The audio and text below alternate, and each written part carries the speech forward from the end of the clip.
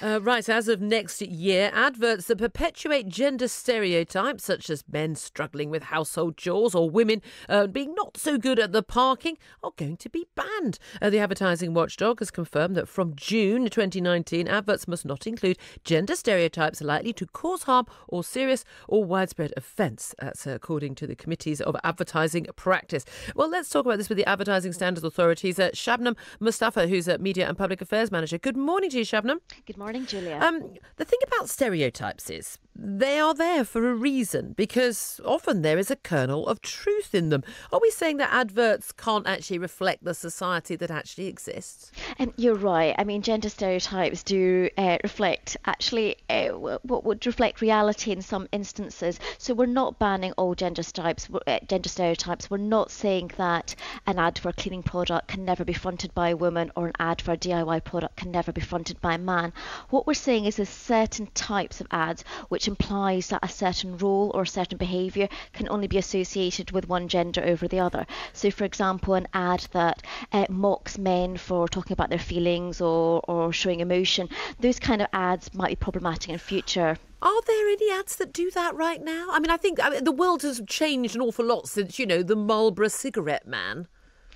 Yes, so we have seen a few ads, which is what triggered a kind of review that we did of gender stereotyping ads last year. And what it told us is that we're getting it right in a lot of areas, and we need to allow freedom of expression for advertisers, to promote their products and services. But in a small minority of areas, things aren't quite right, particularly when it comes to roles and characteristics. And some ads have been implying that women can only do the cleaning while men, sit on the sofa with their feet up. So it's those types of things that are problematic. When you say they're problematic, are they problematic to whom? Because the reality is all the surveys and polls show that actually even when you've got a man and a woman who both go out and work and earn the same money, do the same hours, that women do far more of the household chores, they're looking after the children. And I guess now that's an issue that women need to take up with their husbands, I would suggest, rather than an issue the Advertising Standards Authority should take up.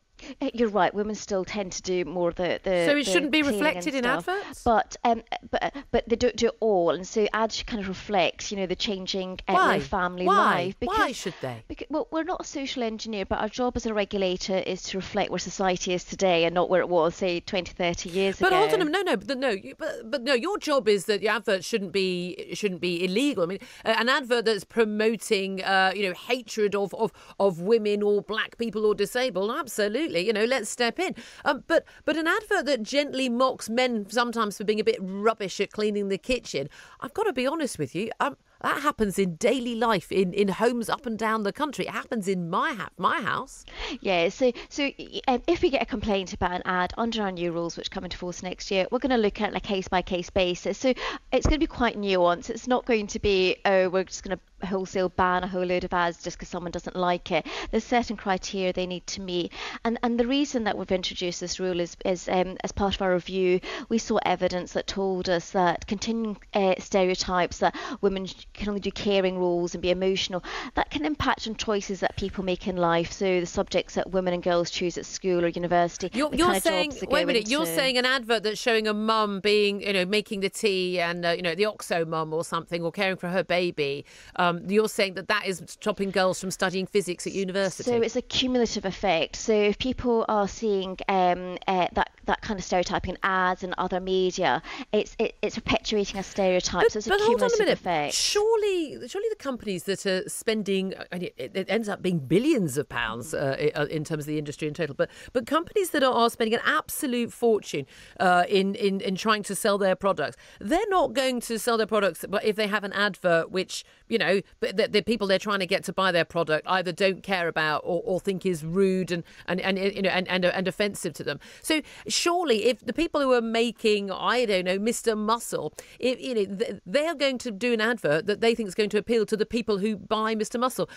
I live in a very equal household with my husband, but I'm pretty sure, unless I've put it on the shopping list for him, he's never bought Mr. Muscle at any point in the 15 years we've been together. So the advert's going to be aimed at me. Surely it's up to the people buying the products whether they like the ads or not. So for example, we're not saying that women can never appear in an ad that's promoting a cleaning product. So it's about the scenario leading up to it. So it's not just emphasising that it's only women that can do this particular role in a household. So it's well, hold on a minute. On this basis, shouldn't we make sure? Shouldn't the Prime Minister do a job share with a man so little boys don't grow up thinking only women could be prime ministers?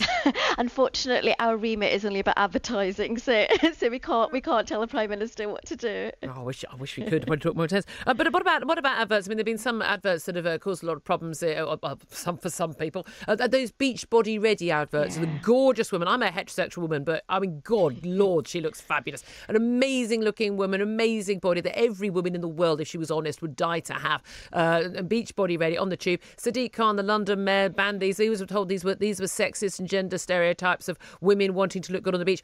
I've never met a woman who doesn't want to look good on the beach and wouldn't want that body. Would you ban that ad? No, so we're not banning ads that feature attractive people or people who are displaying a kind of lifestyle, healthy living, that kind of stuff. And actually the beach body ready ad, we got a lot of complaints about it on grounds of objectification and sexualisation. We actually banned it on grounds of the health claims that they were actually being made about it rather than body image. Okay. So, yeah. All right, then. It's fascinating. It's going to spark a lot of debate. Lots of tweets coming in on this as well. Shabnam Mustafa, thank you so much for joining us. She's Media and Public Affairs Manager at the Advertising Standards Authority. If you could just see the faces of my guests, Andre Walker and Mark Dolan, while we're discussing this, they're an absolute picture.